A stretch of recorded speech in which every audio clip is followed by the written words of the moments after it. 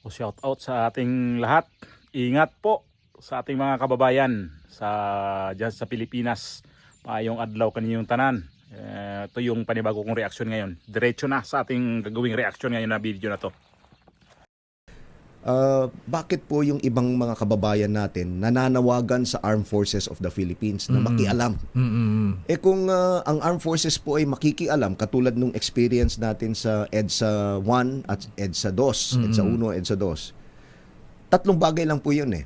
Either coup d'etat or withdrawal of support from the President. Yung nakita po natin nung nag-withdraw si General Angie Reyes, yung Chief of Staff noon. This is the time ni dating Pangulong Erap Estrada. Dating Pangulong Erap Estrada. At pangatlo, yung military junta. Okay. Alam niyo po, pagka nangyari itong any of these three, ay hindi po maganda para sa ating bayan. Dahil maapektuhan yung ating ekonomiya. At yung ating international standing. Wala na pong utang sa atin or i-freeze po yung assets. At yung pong standing natin katulad sa ASEAN. Okay. Manong Deo, 'di ba ngayon po ang hindi na lang natin na uunahan ay ang Cambodia, Laos, Myanmar. Lahat po ng ibang mga ASEAN countries Vietnam, ay naunahan na tayo. At nakausap ko rin po yung Prime Minister ng Cambodia. Kaibigan ko po si Prime Minister Hun Manet dahil dati po siyang commander ng army nila. Magka-batch po kami. Okay. So sabi niya sa akin nung dinalaw ko siya, sabi niya, you know what? Someday we are going to overtake the Philippines. Wow. Because you are importing rice from us. Talaga. So, rice exporter pala sila. Rice exporter Wow. po sila.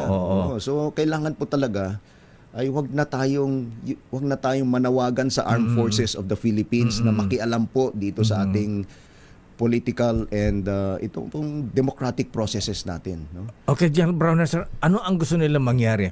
Military junta, military takeover o constitutional succession na kung mapatalsik ang Pangulong Marcos, ang Vice Presidenta ipapalit? Ano po yung mga alternative na iminumungkahin itong grupo ni na General Pokis? Well, during that meeting po, wala naman po silang sinabi.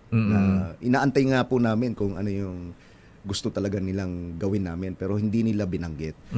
Pero kitang-kita naman po sa mga pag nagrarally sila, yung mga panawagan nila, etc. At yung mga posters nila na nagsasabi na General Browner, makialam ka na o kaya Sumama ka na. Makinig ka sa taong bayan, no? So yun po yung mga kaya po nananawagan ako sa ating mga kababayan na wag na pong idamay ang armed forces. Please shield the armed forces from the political environment. Yung mga nangyayari po ngayon sa ating politika. Katwiran ni Barauner yon. Animal tong chief of staff na to eh. Ang daming alam. Akala mo kung di ko ewan ko. Hindi ko maintindihan yung mga sinasabi niya.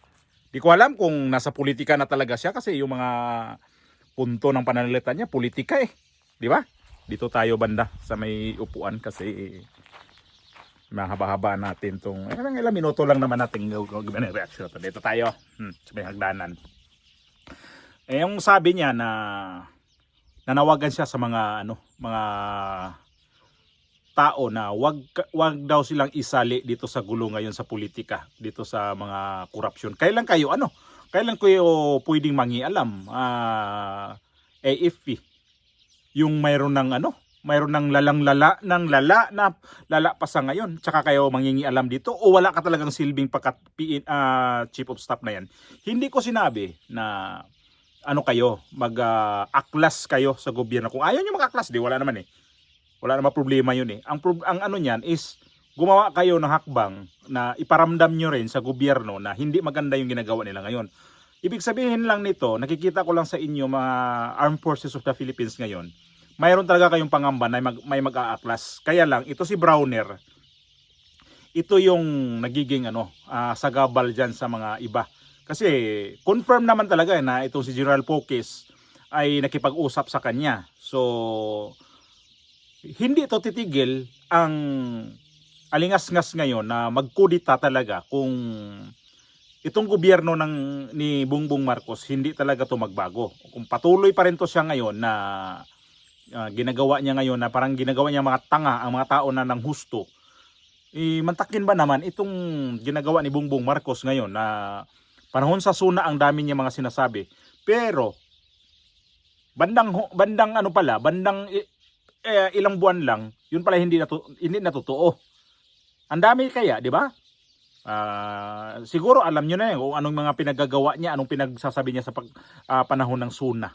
Sa ngayon, parang si Bongbong Marcos, nasa estado pa rin ang kanyang estilo ngayon, parang estado pa rin sa pangangampanya kasi nandun pa rin yung yung mga pangako ba ang kanyang ginagawa ngayon. Lagi talagang nangangako.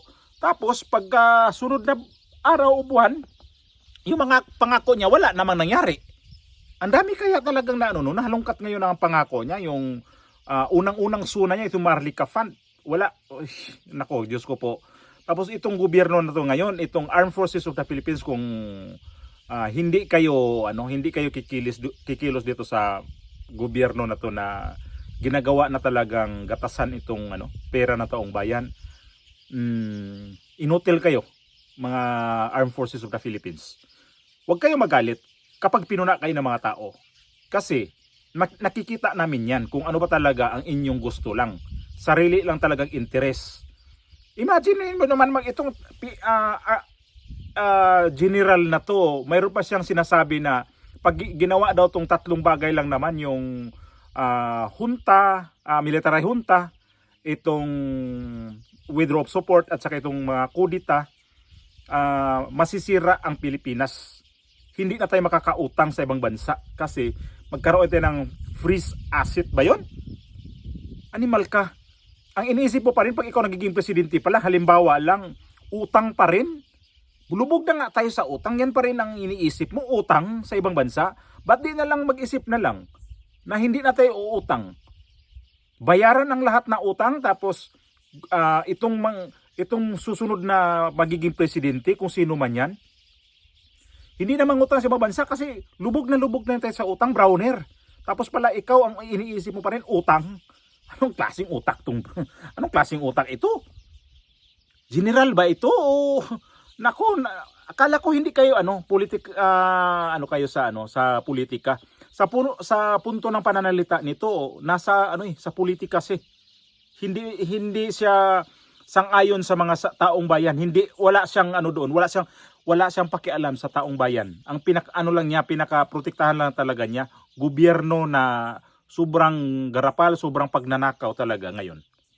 Animal, palibhasa kasi yung DPWH mayroon ko yung kontrata, tapos dinideny ninyo na walang 15 billion. Di naman siguro sisingaw yan kung hindi din yan nanggaling din sa inyong hanay.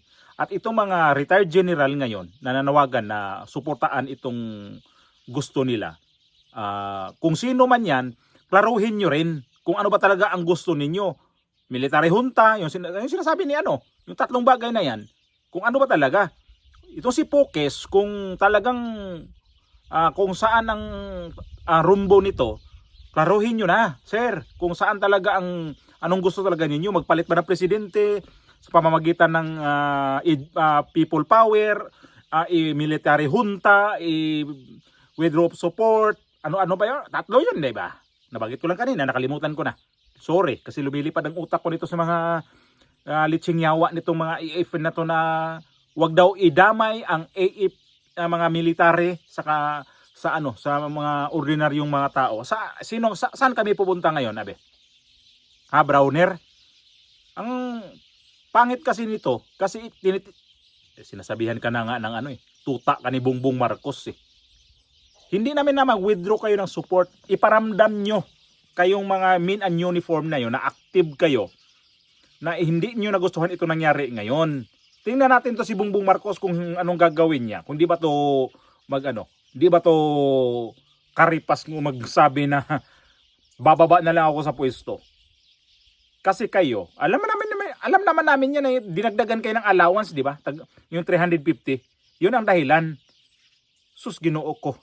sarili lang talaga ng interest ang mga ano nito, pinaglaban nito mga sa military ngayon pala. Hubarin yung uniforme ninyo, hoy. Wala pala kayong silbi. Taong bayan ang bumili ng uniforme ninyo.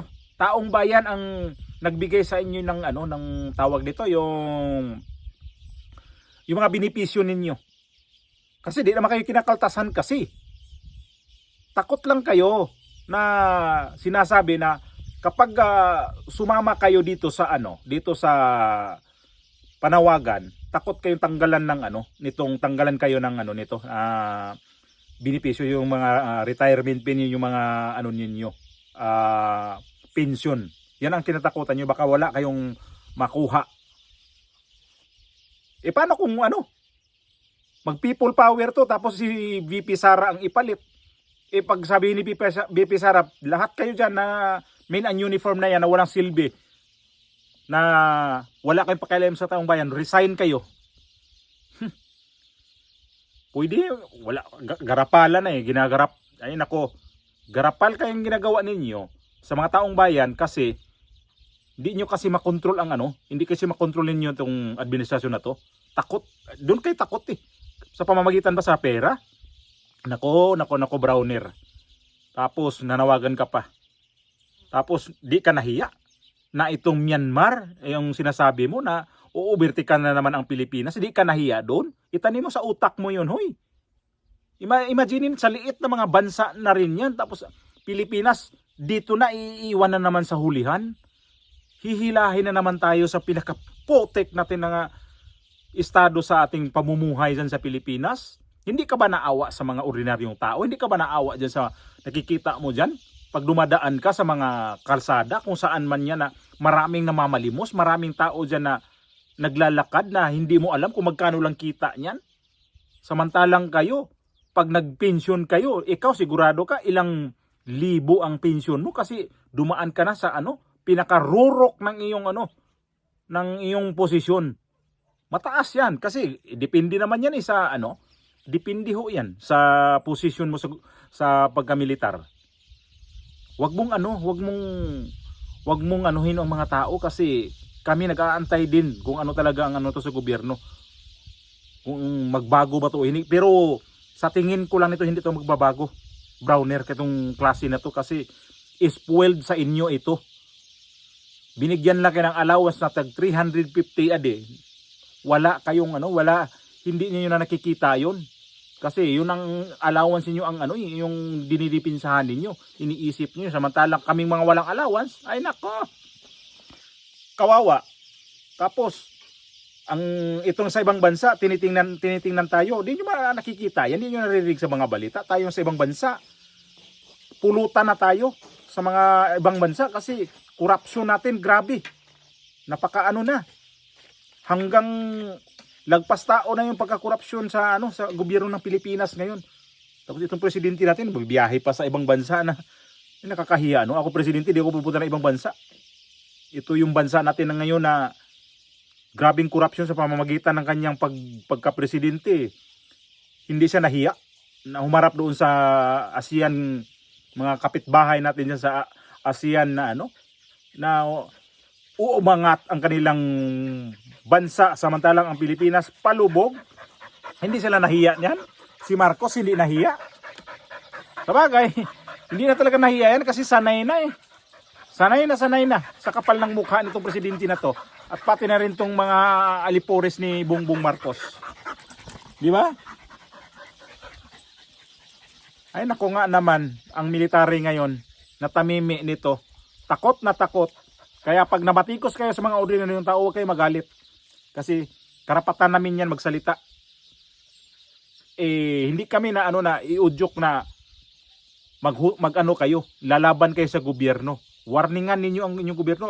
Marami na nga nakaintindi dyan. Marami na nga nagpumalag na nga sa gobyerno. Nakapagsalita na nga sila against sa gobyerno. Kaya lang tinatakot ninyo na mga nasa active ngayon na tanggalan ng pension kapag nanghihikayat pa. Ito, palagay ko, hindi ito matitigil itong panghihikayat sa mga retired general ngayon na nangyari ngayon sa Pilipinas. Hindi kayo mananahimik dito, Browner. Kapag ito mangyari pa rin na Hindi to mananahimik, hindi to magbago itong investigasyon na ngayon, puro drawing lang. Hindi to mananahimik ang Pilipinas. Kawawa. Tingnan natin kung ano talaga ang pananaw mo dito pa. Wag kang feeling presidente kasi may feeling kay. May feeling siyang yung magiging presidente. May mga vision siyang nakikita na para sa akin hindi mo dapat gawin 'yan. Di ka sa politika eh. Nasa ano ka? Nasa military ka, hindi ka sa politika. Tapos yun ang nakikita mo na baka di na tayo pautangin. Nakakahiya naman to. Nakakahiya ka, Browner, sa totoo lang ha. Parehas lang kayo ng presidente natin, nakakahiya na hawa-hawa na ba? Nag-virus na si Marcos, nahawa na lahat ang nasa kapaligid niya.